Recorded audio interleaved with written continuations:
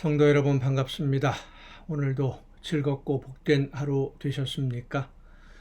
날마다 하나님과 함께하면서 성령의 역사하심 속에서 평안과 기쁨과 행복이 넘치는 여러분의 복된 가정들이 될 수 있기를 간절히 바랍니다. 오늘 우리가 함께 은혜를 나눌 본문 말씀 신약성경 요한복음 1장 9절부터 13절까지에 있는 말씀입니다. 요한복음 1장 9절부터 13절입니다. 참빛 곧 세상에 와서 각 사람에게 비추는 빛이 있었나니 그가 세상에 계셨으며 세상은 그로 말미암아 지은 바 되었으되 세상이 그를 알지 못하였고 자기 땅에 오매 자기 백성이 영접하지 아니하였으나 영접하는 자 곧 그 이름을 믿는 자들에게는 하나님의 자녀가 되는 권세를 주셨으니 이는 혈통으로나 육정으로나 사람의 뜻으로 나지 아니하고 오직 하나님께로부터 난 자들이니라. 아멘. 여러분 다이아몬드라고 하는 보석을 잘 아시죠? 여러 가지 보석들 중에 가치가 높은 아주 비싼 가격에 매매가 되는 그런 보석으로 알려져 있습니다.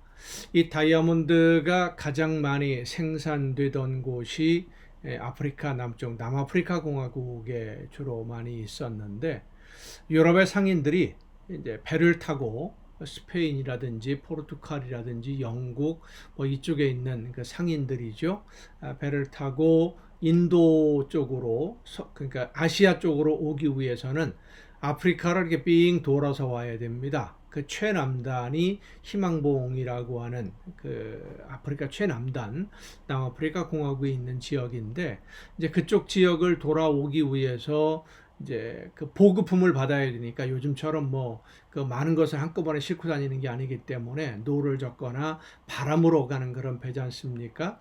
그래서 이제 중간중간 들려서 보급품을 식량이라든지 이런 것들을 실어야 되는데 그 남아프리카 공화국의 최남단 케이프타운 쪽에 항구에서 배를 대고 식료품을 싣기도 하고 그랬는데 상인들이 보니까 그 지역의 아이들이 이상한 돌을 가지고 놀고 있는 거예요. 반짝반짝 빛나기도 하고 근데 아주 단단한 유리 석영처럼 돼 있는 수정처럼 돼 있는 그런 돌들을 가지고 놀아서 뭘 갖고 노나 하고 자세히 보니까 그것이 다이아몬드 원석이었던 겁니다.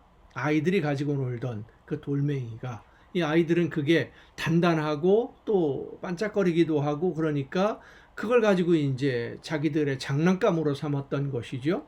그래서 이 상인들이 아이들에게 이런 돌을 가지고 오면 예쁜 색깔, 여러 가지 색깔이 나는 유리 구슬 혹은 그 아이들이 원하는 어떤 물건들, 그 칼이라든지 여러 가지 물건들을 주겠다. 그러니까 앞을 다투어서 아이들만 가지고 오는 게 아니라 어른들도 그 돌들을 주워 가지고 오는 겁니다. 여기저기서. 아프리카는 보통 이제 노천광산이라고 그래서 땅을 깊이 파지 않아도 그런 다이아몬드 원석들이 많이 발견되곤 했다고 합니다. 유리구슬이나 그리 보잘것없는 향신료 이런 것을 주면서 유럽의 상인들은 다이아몬드 원석을 가지고 와서 떼돈을 벌었습니다. 가장 값비싼 보석, 그 보석의 값어치를 안다면 유리구슬이 아니라 말로 표현할 수 없는 많은 것을 얻을 수 있는 그러한 보석인데 가치를 모르니까 돌멩이보다 못하게 여겼고 값싼 유리구슬과 바꾸면서도 자기들이 이익을 얻었다고 그들은 생각을 했었던 것입니다. 모르기 때문에 벌어진 일이죠. 하나님의 말씀이 빛으로 이 세상에 오신 것을 사람들이 알지를 못했고 생명의 말씀이 사람으로 이 세상에 오신 것을 알지 못하기 때문에 알아보지 못해서 영접하지 않았어요.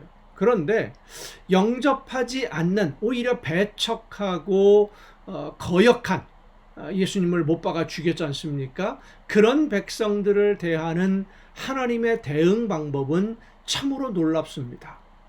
자, 이런 생각을 한번 해보십시다. 어떤 회사의, 큰 회사의 사장님이 지점을 방문을 했는데 그 지점의 직원들이 사장을 알아보지 못하고 무례하게 굴었다면, 함부로 대했다면 사장님이 그 직원들을 어떻게 대우할까요? 어떤 처벌을 하겠습니까?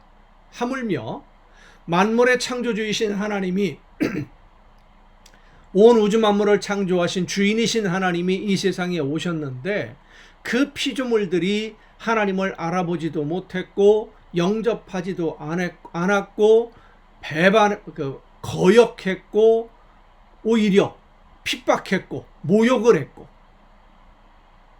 그런데 하나님은 그렇게 하나님을 영접하지 않는 사람들을 벌하시기 전에 영접하는 사람들을 하나님의 자녀로 받아주심으로 인해서 하나님이 어떤 분이신가를 나타내 보여주셨습니다.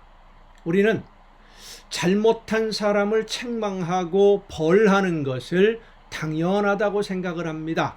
잘못을 했으니까, 죄를 범했으니까 벌을 받아야 되고, 벌을 받음으로 인해서 자기 잘못을 깨닫고 바른 길로 가게 될 것이다. 잘못했으니까 벌 받는 건 당연하다. 이런 생각을 우리는 많이 가지고 있습니다. 그런데 하나님은 하나님의 말씀을 거역하고 죄를 범하는 사람들에게 벌을 주시기 전에, 무엇을 잘못했는지 그들을 정죄하시기 전에 하나님의 말씀을 듣고 순종하는 하나님의 자녀들에게 복을 주심으로 인해서 벌하지 아니하고 그 사람들은 내버려 두고 하나님의 말씀대로 순종하는 사람들에게 복을 주셔서 하나님이 어떤 분이신지를 나타내 보여주신 것입니다. 물론 이 세상의 마지막 심판의 날에는 하나님이 죄인들을 벌하실 것입니다. 그리고 그 마지막 심판의 벌은 하나님으로부터 영원히 분리되고 버림받는 최악의 형벌이 될 것입니다.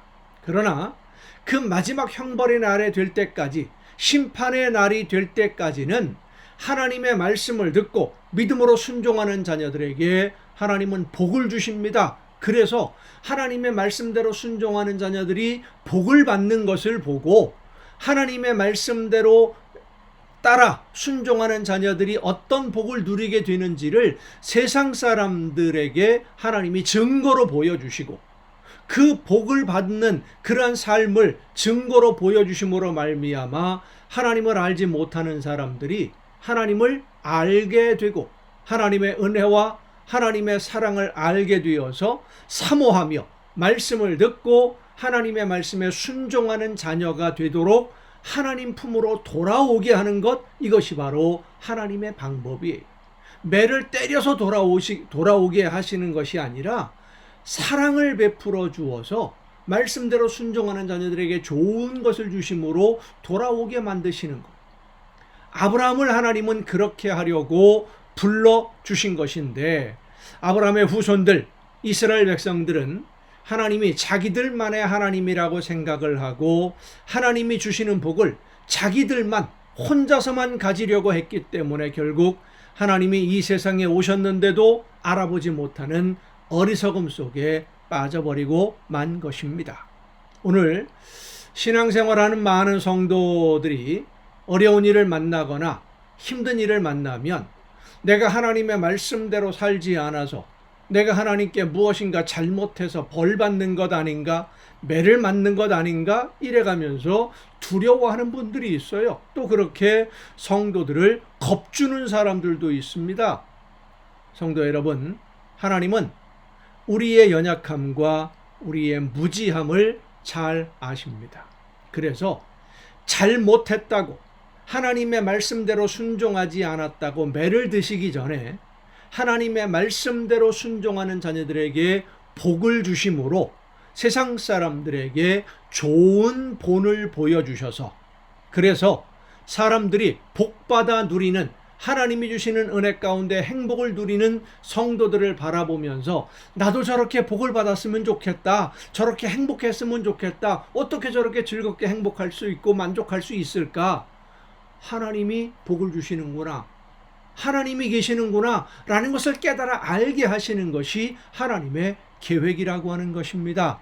성도 여러분, 여러분이 그렇게 먼저 복을 받아서 세상 모든 사람들에게 하나님이 주시는 복이 무엇인지를 마음껏 자랑하고 전하는 복의 증인되는 여러분 모두가 될 수 있기를 간절히 바랍니다. 기도하시겠습니다.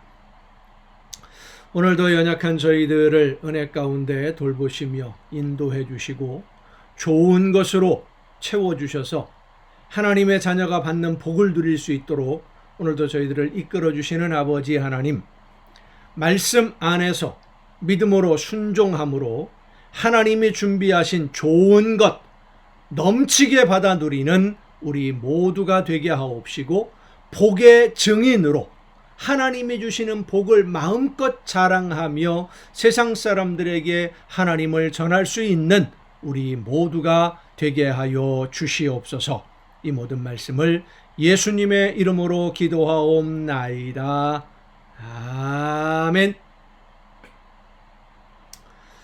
오늘도 여러분 수고 많으셨습니다. 내일 또 정한 이 시간, 이 가정 예배를 통해서 여러분 모두 함께 다시 만날 수 있기를 바랍니다. 내일 뵙겠습니다.